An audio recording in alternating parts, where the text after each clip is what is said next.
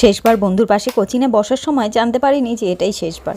তারপর হঠাৎ একদিন জানতে পারলাম স্যার আর পড়াবেন না। পরীক্ষা যে একদম সামনে চলে এসেছে, বুঝতে পারিনি যে সেই দিনগুলো আর আসবে না।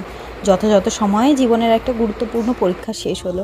এক আধ দিন প্ল্যান করে দেখা সাক্ষাৎ হয়, আড্ডা হয়, বাকি দিনগুলো শুধু প্ল্যানিং হয়ে থেকে যায়, দেখা আর হয় না।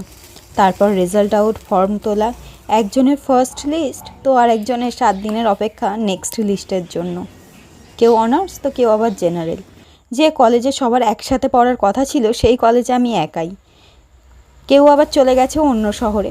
তারপর কলেজ যাওয়ার পথে এক আধবার দেখা, কিরে কেমন আছিস, পরে ফোনে কথা হবে, কথোপকথন এইটুকুতেই সীমিত। হোয়াটসঅ্যাপের গ্রুপ এখন চুপ হয়ে গেছে। চ্যাট লিস্টে বন্ধুদের নাম ক্রমশ নিচে নামতে থাকছে।